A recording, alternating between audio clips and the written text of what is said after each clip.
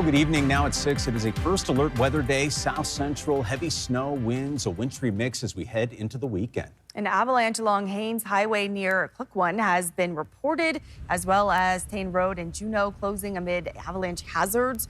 Anchorage Police also urging people to use caution on the Seward and Glen highways.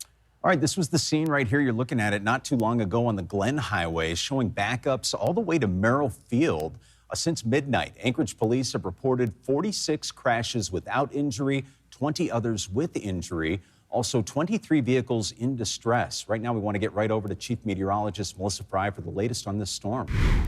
Yeah, some pretty rough road conditions out there. We're also hearing impacts to Minnesota, which you saw at the beginning of that video, and Seward Highway as well. So just keep it safe out there tonight. It's a lot of snow that's already accumulating, making for slick road conditions, but visibility also really being impacted.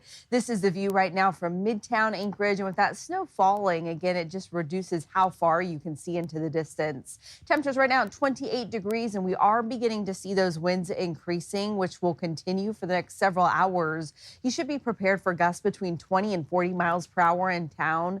That is going to cause blowing snow and also further limit that visibility. So that first alert weather day in effect because of these impacts from the southwest into south central tonight and tomorrow. We will see heavy rain in southeast today, but that'll transition to snow for you heading into tomorrow afternoon.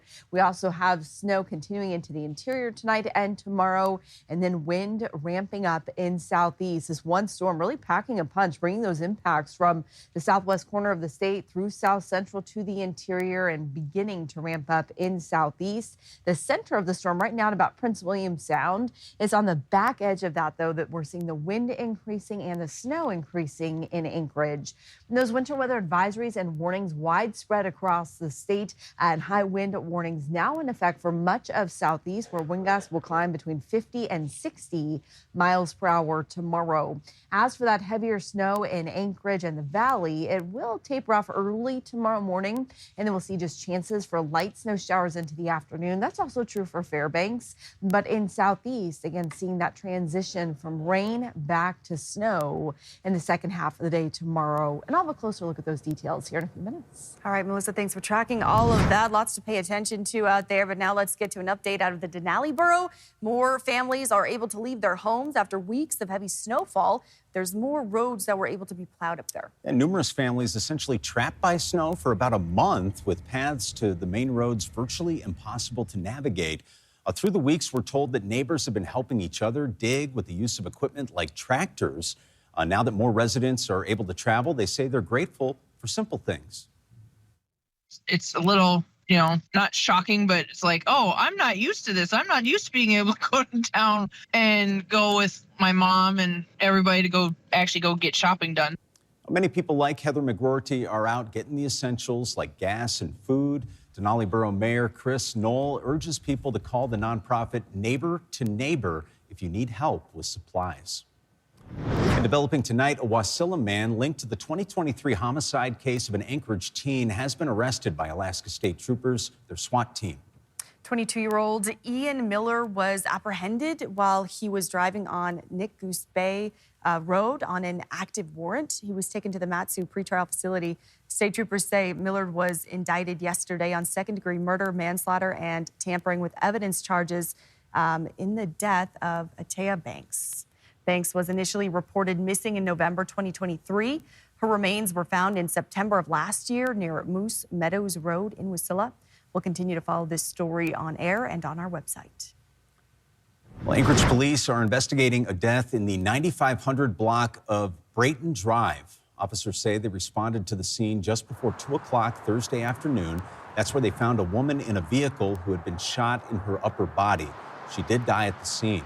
Now, we are working to get more information. We will bring that to you as soon as we learn more.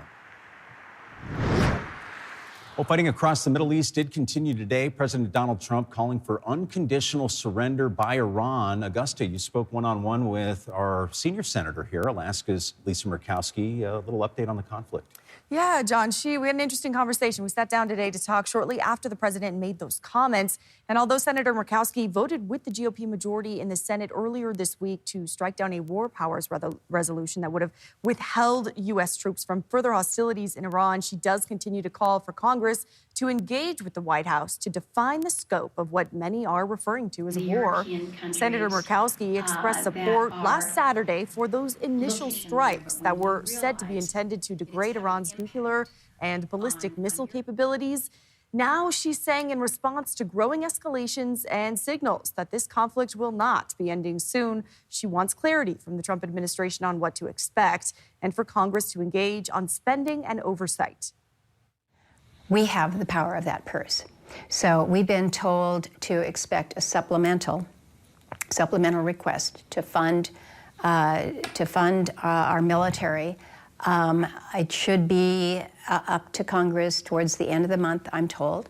But if what happens is just, I've used the term loosely, but an invoice laid down saying this is how much we need, whether it's $20 billion or 50, and just kind of a take it or leave it, we expect you to do it. That's not the way to engage Congress either. Now, in your conversation, did she tell you when she may expect to hear more information about Iran? Yeah, she did mention the first oversight hearing for the Defense Appropriations Committee is scheduled for next week. And in that meeting, she's hoping to get some clarity. I'll have more on this interview tonight on the Late Edition. The Alaska Special Olympics Winter Games are finally here. And to get the athletes pumped up and ready to go, the opening ceremony is taking place tonight. Yep, Joe Allgood is live at Betty Davis East Anchorage High School. Joe, things getting ready to go here in just a few minutes.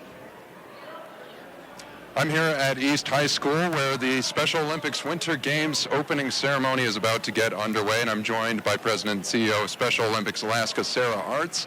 Sarah, can you tell us just a bit about what sports are going to be played this weekend across Anchorage? Yeah, so we have floor hockey taking place over at Clark Middle School. We've got alpine skiing and snowboarding, which they'll have plenty of snow out at Hilltop. And then we've got cross-country skiing and snowshoeing here at East High. Yeah, I'm glad you brought up the extra snow we're getting. It's coming down pretty hard right now. Can you tell us how that's going to impact the games for the athletes?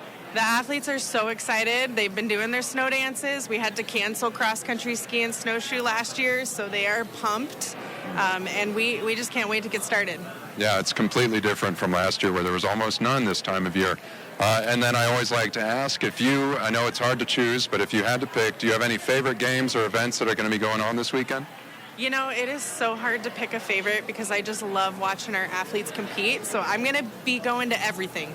All right. Yeah. Well, it's like picking your favorite child or, it's just very hard. There's so many options. You can come down and see it either here or at Clark Middle School or Hilltop Ski Area. They're going to be going on all weekend. Come on down and see them. Joe Allgood, Alaska's news source. Thanks for listening. Click subscribe so you can get the latest podcast from Alaska's news source automatically. And stay up to date with breaking news and in-depth reporting available for free 24/7 with the Alaska's news source app.